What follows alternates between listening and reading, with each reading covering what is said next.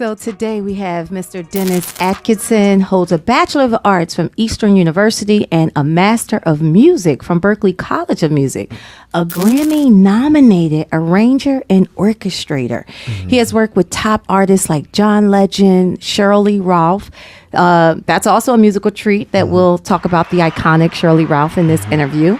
Y'all already know what to do. Let's give a warm We Talk Weekly welcome to Mr. Dennis Atkinson. Whoop, whoop, whoop. How are you, my friend? Right here in the studio with us today. Hold on, I don't hear you, my friend. Let's go it again. One more again. Thank you. There we go. There we go. Glad to be here. Thank you. Appreciate it. Absolutely. So, we always start off our conversation. How was your day, my brother? How are you? I'm good, man. Just one day at a time.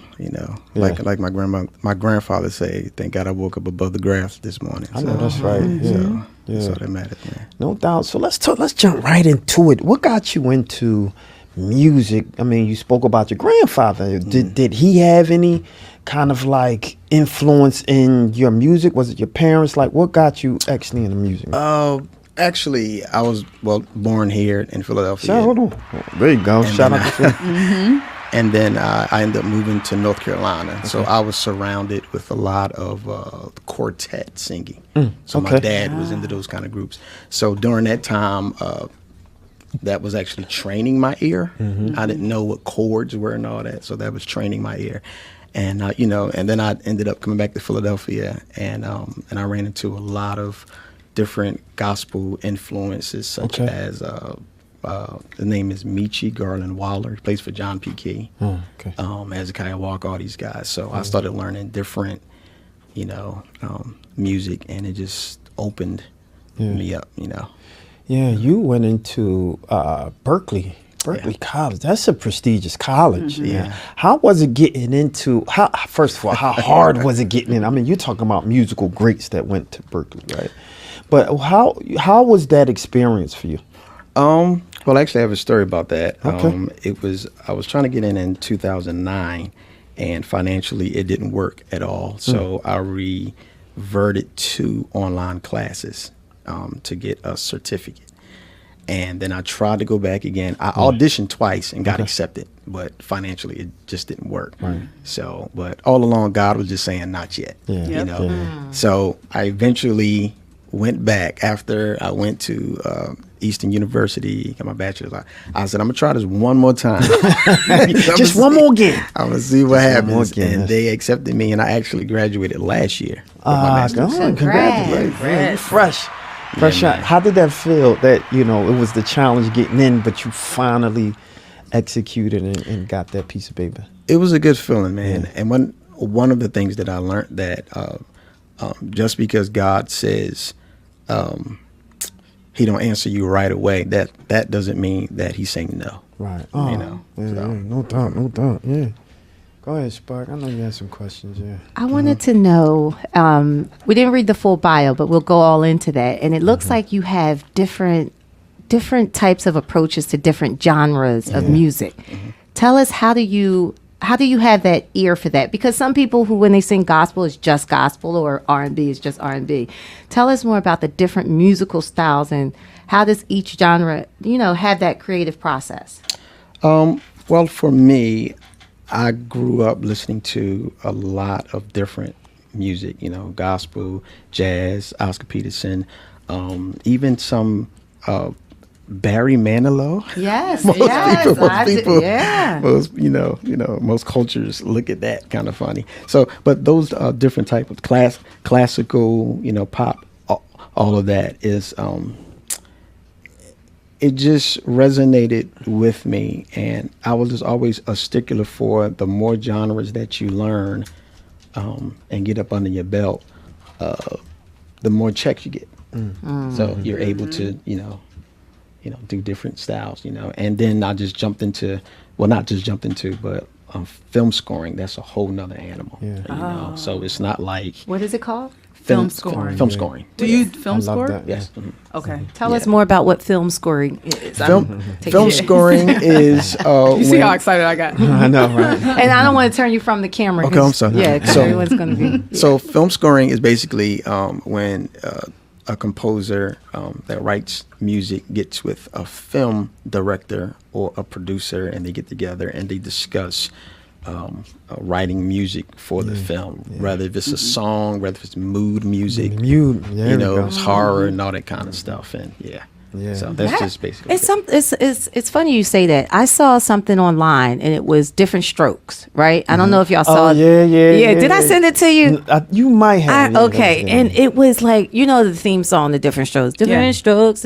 Okay, so they took that off. And put scary music to it? I saw it. Yes, and they put eerie music. And I've literally seen it like this man has kidnapped these 2 black boys off the basketball court. And then when they look back, it's like, what? Like, I know the movie, the series, the show. Right. So that's why... That's why music scoring is so important, because music and lighting sets the tone for your film. Yeah. Mm-hmm. So based on what music you lay under that can create the tone for it. Right. You know what I mean? So that's also what evokes emotion from your audience. Absolutely. So even when you're watching Halloween, that Halloween music that we hear with, Michael Myers, like that was written specifically for that film. Yeah. So while you may hear... Like when they say a movie soundtrack, they took a bunch of songs, some that may have written for the movie or some that may were already on albums and used it in the movie. So, you got a soundtrack. But scoring is a little different because this is custom music that's just for that particular film. Got you. Yeah. Okay. All right. So with filming, what is it?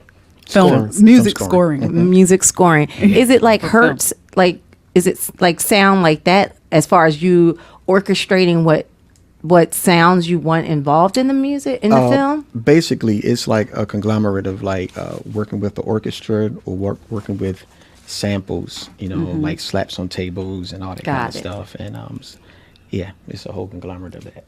What was your very first memory of music that really influenced you? It was like, I got to do this. That's a good question. So there is a group that I am crazy about. Y'all may know. It's called Take Six. Take Six. Yeah. I am good friends with Mark Kibble and Claude McKnight. So all harmony. Yeah. For sure. So when I heard them, that changed my world. I was like, I want to learn harmony. I'm gonna learn these songs. I'm gonna get into it. Because I started out on drums, and then after I heard them, So that did it for me. Yeah. Wow. Yeah. That's pretty big. So moving forward, we graduate recently, you got into this music, and I listened to some of the arrangements that you sent to us. The one that stood out to me, Philly's own Jasmine Sullivan, right? Of course, so I love her. But it was maybe the first one you sent I really, really liked. What inspires you to? Because it seems you lean toward a certain genre, right? It seems you lean ballad wise. It seems you mid tempo. Is it a reason for that? Is it the mood that really brings you in? Is it the artist? What is it that makes you push a certain way with the music? Good question. One, it's the artist, their delivery to me. Once they come to me, then I have the song, blah, blah, blah, blah, blah. Then once I hear it, it's that mid-tempo, slow sound. Right. And for the most part, I got this from Quincy Jones. He said there's a song that's called Little Darling. Okay. Ba, ba, dun, dun, dun, dun, dun, dun. But it was faster. Right. And they played it in Count Basie thing, and he said Count Basie said wait, he said let's slow it down, and he picked the slowest tempo and that he ever heard in his life, and he said, and when they played it, you can hear the harmonies, you can hear the chords, you can feel the emotion in the song, because when it's fast it just rushes by. So that's the approach that I take, timing. I don't necessarily slow the song down, but it's just kind of that warm, heartfelt vibe, and it just ends up going that way. I hear it, and both. I mean, we get tons of music sent to us, right? And I usually don't pay. I go through it. It only take me like, I want to say like 5-6 seconds, and I'm like, all right, it's cool, and I keep it moving. But I mean, listening to your music, I was like, whoa. I listen through, and then I go to the next one, listen to it. Then I go to the next one. I'm like, all right, I'm loving what I'm hearing. I like the Christmas. Thank you. The Christmas piece of it. All of the music was amazing. Thank you, bro. Absolutely. So kudos to you, and I'm sure we'll make sure that we'll play a lot of the music here. Thank you. And I would encourage you, send something to us that you believe might score We Talk Weekly, and we'll play it every time we come on. Sounds good. We'll make something like that happen. But as we move forward, right, and you're working with these artists, right, is it an artist that you haven't had the ability to work with right now that you would love to work with? and to add to that question, right, artist and musical. Right, both, yeah. I actually met Quincy Jones one time, but shout out to Quincy. I would love to work with him, but artist wise, that's a good question, man. Whitney's not here. Shout out to Whitney, man. Exactly. Jeez. Whitney's not here. Michael's gone. All the greats, right? Yeah. Luther's gone. It's Prince. Right. Shout out to Prince. So I would probably have to say, most likely Beyonce, upcoming Coco Jones. I actually did some stuff for her. I love Coco Jones. Yeah. I love Coco Jones. Yeah. Musical. What if you had the opportunity to do another musical over, like, say, for example, The Wiz or something like that? That's my show, man. Oh, yeah. I love it. I just watched it. That's why I came out The Wiz. I love The Wiz. But what musical would you like to rescore? Or is it a musical out there that you watched and you was like, I probably would have did that a little different? It would definitely be the Wiz. Okay. And some stuff you just can't redo, but some stuff you put some more juice to it. It would be the Wiz, and it will be the Sound of Music. That's big. Yeah. That's big. Because I'm into orchestral writing and That's huge. Yeah, man. That's huge. Like, what's that song? I mean, what's that film? Something Redux. I can't remember the name of the film, but that was a huge moment. Close Encounters of the Third Kind. That was a huge musical moment. E.T. had a lot of musical moments. It seems the older shows concentrated more on like thematic, big music. And that's a good point, because that's what we learned in Berkeley. Interesting. I'm talking Berkeley talk, huh? I'm talking. No, go ahead. Yeah, a lot of the guys, Ennio, John Williams, those guys wrote themes. Themes was very big back then, And one of the things that they taught us is themes is important, just like you said, because it builds a memory. But today's films don't have a lot of that, I don't know what's going on with the music today. It's just so different. Yeah, man. I think of, all right, here you go, Spark. What? The Godfather wouldn't be the Godfather without that. Yeah. Coppola. Yeah. Look, right? Yes, sir. Yes, sir. Godfather wouldn't be Godfather without that music. Even what's that movie? It's connected to the Godfather somewhat. Once Upon a Time in America. Oh, jeez. Yeah. Ennio Morricone. He did the score. Go ahead, sorry. What challenges have you faced to ensure that your arrangements are, being brought to life by the performers? Like, have you ever had a challenge where you have to pull it out of the performers when you're orchestrating? Most of the time, because they hear the music that I've. So here's the process to answer your question. So the artist would come to me, and I would make a mock-up of what the orchestra would sound like. Not a real orchestra, but like and then I'll give it to them so they can kind of hear. See, back in the day, they really didn't have that. It was just, they said it at the piano. So the challenge is a little easier because they can hear already what it's going to sound like. So when I work with them, it's like, okay, this is what it's going to sound like. This is what I need you to do. You know, versus like what the orchestra is going to sound like. We're not sure. We just hear a piano playing. We don't know what it's, you know, then you have to really work hard to get them. So nothing challenging, really. Plus a level of artists that I work with, they're just top there. tier. Yeah. They get in and do it. Yeah. Do you listen to classical? Yes, I do. Have you heard of Florence Price? Sound familiar? Yeah, she's way back, but I think she was like the first black woman. She did her first Play piano. she composed when she was like I think 4 or 5 years I old. think so, But yeah. I just, you know, I've diagnosed myself with ADD. But when I'm working, I have to have some kind of background noise. Got you. And I listen to classical music when I'm studying, when I'm, you know, writing, whatever I'm doing. You know, I turn it down and it allows me to think better. Yeah. The word classical stands out because there's been a kind of discrepancy about what is actually classical music. All right, So, teach us. But there's I was in school and they was like, jazz is classical music. Yeah, instrumental. Instrumental jazz is opera, like all music is it has its, you know. But we've been taught culture, you know, that classical is it looks a certain way. You know, it sounds a certain way, and that's really not the case. It's all is classical music. I mean, I think Star Trek, like that was classical music. Classical music. Yeah. Yep.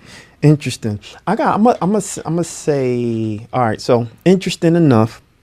Number one, big movie thing was The Godfather. Yes, sir. Yeah. Yes, sir. I just happened to look it up to see like some top 10s. So I want you to listen to these top 10s and let me know if you agree. They have, this is on another site, it said top 130 best movie theme songs, right? On IMDb. 1, Requiem with a Dream. You agree? Never heard it. Okay. It had one of the Wayans brothers in it and all of that. I actually seen it. 2000, came out in 2000. Gladiator. My favorite. It's number 2. My favorite. Okay, how about Inception? Yes. 2010? Yes.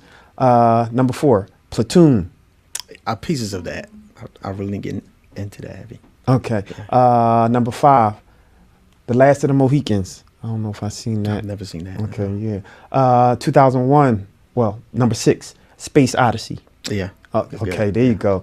Number 7, Pirates of the Caribbean. Yep, that's good. You would agree? Okay. Number 8, Lord of the Rings. Heavy, right? Number 9, interesting, Saw. That's different. Yeah, right? Yeah. Number 10, 28 Days Later. I can't remember that. 28 Days Later, is that some Scary kind of movie. 28 Days Later it started with some monkey had some disease and went crazy. Out? Yeah. Okay. Vaguely remember that. Okay. Interesting. 11 real quick, some honorable mentions. Forrest Gump. 11. 12, Braveheart. I agree. 13, The Divide. I don't remember that. 14, Armageddon. Oh, yeah. Yeah. 15, Star Wars. Yep. Yeah. 16, Sunshine. I don't remember that. 17, Jurassic Park. Yeah, John Williams. Yes. Hold on. What's it? Real quick. 18, Starship Troopers. I don't see that one. 19, Halloween. Oh, yeah. Okay. And 20, Emil.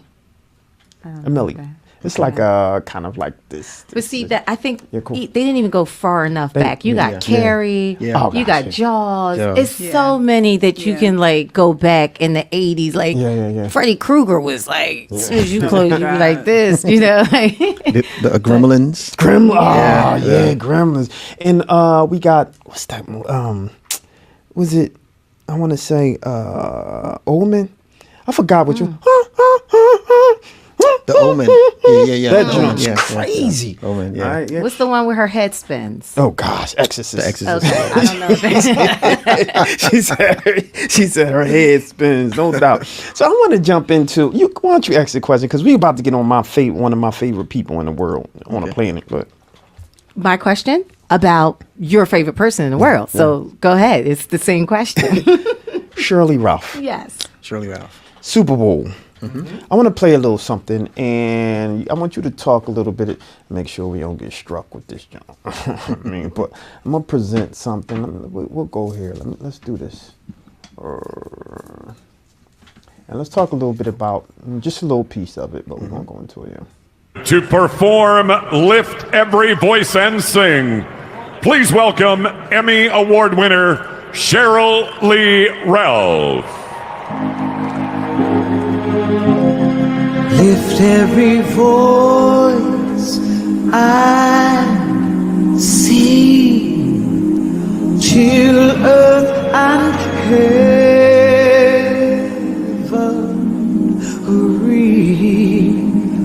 ring with the harmonies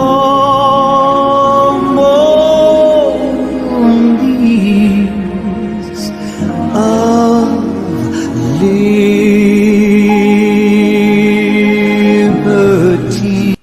All right, that's probably about all we can play without getting struck. So YouTube will strike you in 2 seconds, right? I probably played too much, but I wanted to listen to it. But if you want to go, you can just Google it and it'll pop right up.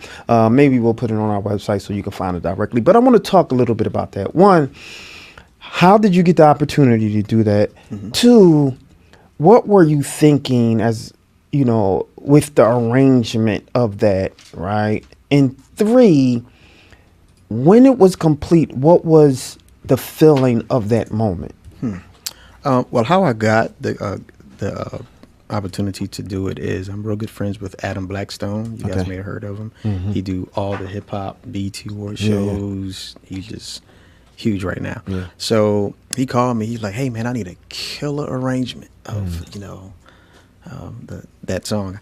And I said, "All right." I said, "Well, what key? What key you needed in it?" We kept going back and forth.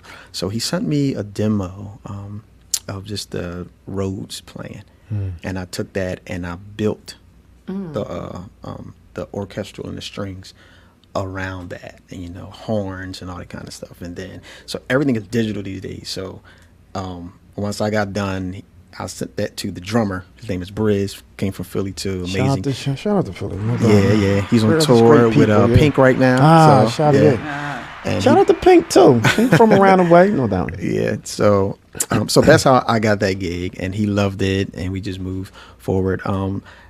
I kind of actually there was no vocal on there, so I had to imagine her singing and someone singing how it would probably sound, and just kind of build that bed for them to, and then I actually didn't hear it until it was on TV. Wow. So what was that moment like? So when you seen it on TV with your arrangement with, she's Black excellence, right? And so what was that emotion like? What were you thinking, like, It was exciting, man. It was something on that level. The Super Bowl opening. I'm not gonna say little me, but it was just like, wow. I had to pinch myself, like, man, this is happening. My frat brothers, they call me. What frat? Huh? What frat are you in? Paradise Lodge 1. Okay. Oh, fantastic. Okay. Yeah. Okay, brother Hiram, no doubt. Yes, sir, brother. Okay. You brother? I'm a traveling man. Yes, sir. Okay. You got a lot to talk about. Okay. From the east, Yes, sir. Here we go. Just saying. And I found out that Sheryl is actually a daughter. Interesting. So and Pyramid One. So, okay. Good. Okay. So so all of that, I was actually, and then Adam, shout out to Adam, he put the credits up on Facebook, like, who did what. And a lot of people don't do that. Yeah, give him a round of applause. See, this is I just want to stop you there. You can finish your story, but I just want to stop there real quick, because certain people, when they get to a certain position, they feel like other people are insignificant. Right?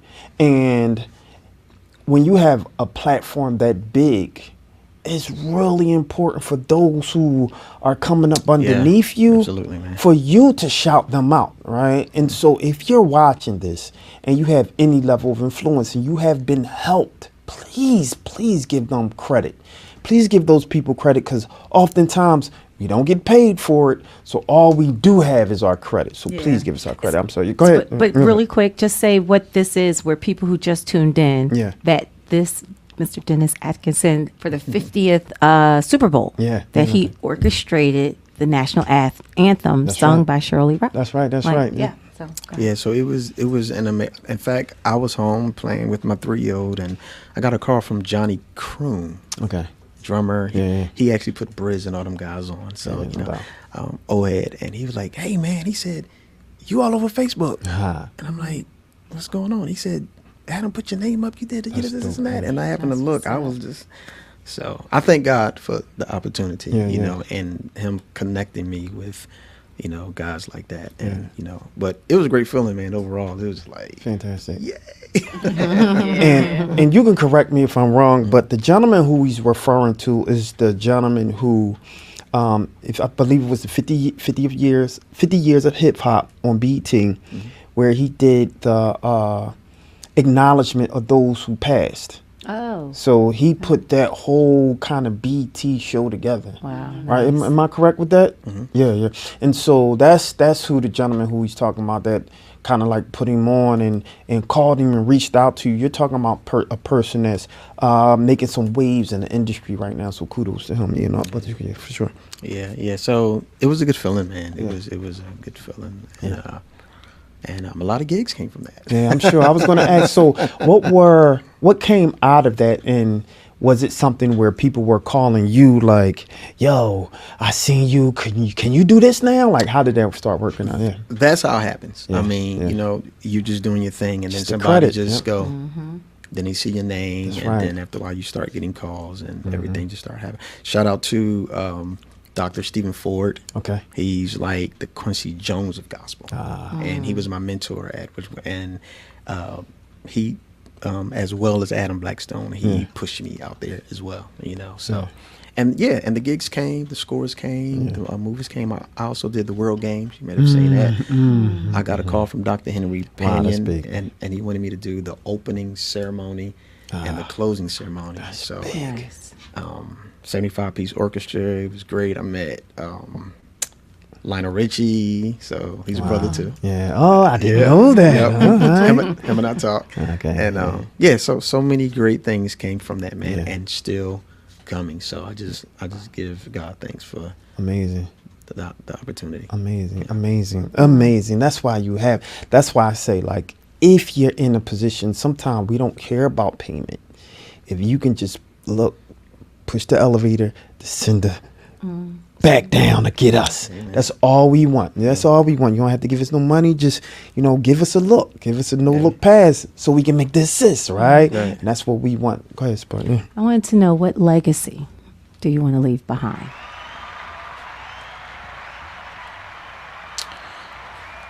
The legacy that I want to leave behind to upcoming composers, arrangers, and producers is that if you believe in it and it's in your heart, I mean, it's in your bones to do, you know, keep doing it.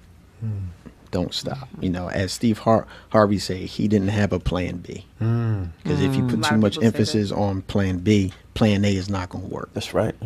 And so the legacy that I would like to leave is just keep going. Don't stop. If it's in you, no matter what. Never give up. And there will be some dry seasons. There was a lot of dry seasons, brother.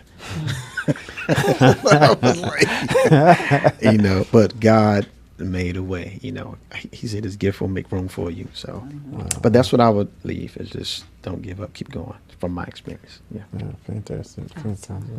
So, ladies and gentlemen, we're talking with someone with whom I have a tremendous amount of respect for. If you just tuning in, we have Mr. Dennis Atkinson, and I'll rewind. I'm not going to give it away because I want you to watch the show. Rewind from the beginning and watch who this gentleman is, who is building a legacy. And we're talking about black excellence here, because I believe that you have some big things in the future. And since we're on that, I think that's a great transition to talk a little bit about what do you have coming up next?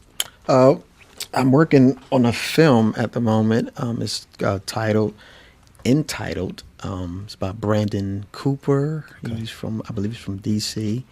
Iconic Films is his production, and a brief synopsis about the movie.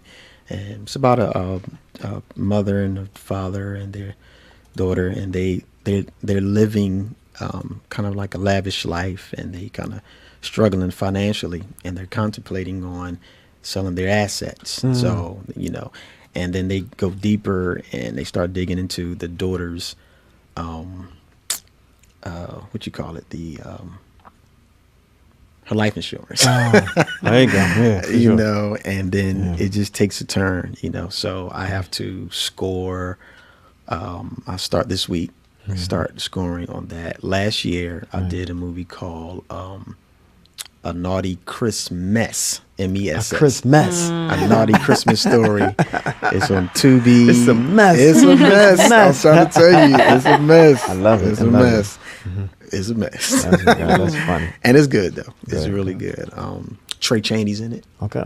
Yeah. For sure. Yeah. All right, no doubt. So why don't you let everyone know how they can get in contact with you, how they can find you, all that good old stuff. You can go to www.DennisAtkinsonJr.com, and I will be of great service to you. Fantastic. There you go. We're talking about Black excellence, ladies and gentlemen. And it was an absolute pleasure to have you here on the show, my brother. Glad to be here. Man. I want you to continue doing excellent work, man. Absolutely. I think, when we think of music, we don't necessarily think of a composer like yourself. We don't think of someone, doing big arrangements.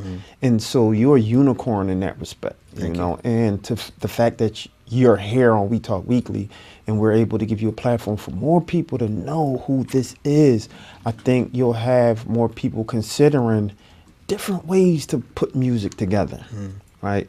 Absolutely. Oftentimes we'll see certain music and we gravitate there because that's all we know. Yeah, that's true. Right. And so I just want to talk, before I let you go, why don't you talk a little bit about that? What got you into that style of music, instead of, what we'll grow up to, hip hop or something like that, or maybe R&B, what got you into this big music, which is so amazing. I would have to say it was two people, and that's Quincy Jones and Dr. Stephen Ford. I had no idea I was going to be interested in strings, orchestras, flutes. That I just, because I looked at that as classical. Right. I'm like, that's for them. Right. And I started. There's no time, like no pinpoint where I can pinpoint it. It just happened, man. And a lot of stuff I was following, I never knew that Quincy Jones did. I was learning a lot of stuff, and it was just Sanford and Son. I'm not sure if you know he did that. Oh, I didn't know he that. did the Bill Cosby. He did Austin Powers. Yeah. This dude, he's crazy, man. Wow. And so I started learning. And every time I would look at it, I was like, Quincy Jones? Wow. Then I would see it again. Quincy Jones? I said, wait a minute. Keep saying his name. Wait a minute. That's why it's important to read the credits. Yeah, Right. There you go. Yeah. So I went into his, and just read his stuff, and that just opened up another world for me. And basically, I looked at him like, if he can do it, then I know I can do it. But that's exactly, it's that point that I want people to take from this, right? For a young man, young lady, young sister to look at you and say, if he can do it, I can do it. And that was one of the reasons why. Right. Because as a culture, just like you said, sometimes we get locked into a box. Yeah. And there's a lot in this man that just because he did that and Stephen Ford did that, I'm like, there's not a lot of us doing that. Yeah. I said, let me take a stab at it, and it just growing. So then I started thinking about I'm like, how many other cats out there that's able to really like sit down and write for a movie? Wow. I'm not sure if you noticed, but Henry Mancini, he was sitting with Quincy Jones, and somebody was talking to him about Quincy doing movie music. Right. And they was like, I was thinking of Quincy Jones. Can he do? And Henry said, yeah. He said, but can and he kept stuttering and staggering. He said, but can black men do movie music? Wow. You know, and he said, of course they can. You know, Right. it's those things, man, that was like, you know what, I want to do that. That's because they're concerned about how well-rounded you are, and a lot of times they look at us and think we only know one kind of music. There you go. That's why it was very important for you to learn all the other music. Absolutely. And anything that we want to engulf ourselves in and be good at, you have to learn the history of it. And where did music start from? Yeah. The strings, right? They got all these Etymology, bass yep, machines today where you just, the drums and everything is set for you, but it's nothing like real music when you got that full band, that full orchestra, and you get to hear those instruments live. You know what I mean? Yeah. And I want to start, and I know I said I was going to let you go, but real quick, because I want people to understand, because you said something earlier that everything is digital now, right? And so real quick, can you walk us through how you create this big sound real quick? Yeah. Well, it all starts with the melody, Right. you know, and for most composers or musicians, we got 1,001 chords and arrangements for one melody, and it's about choosing that right one, Right. and that's difficult sometimes. So we get on the piano, we work out the chords, the timing, and all of that. Then And what are you using when you do that? I use Logic Okay. Pro. Okay. I have a controller, Motif XF8. Okay. And I use that, and I sit there and I work out the harmonies, the kinks and all that kind of stuff. Yeah. And then I make a sketch of what I want the orchestra to do.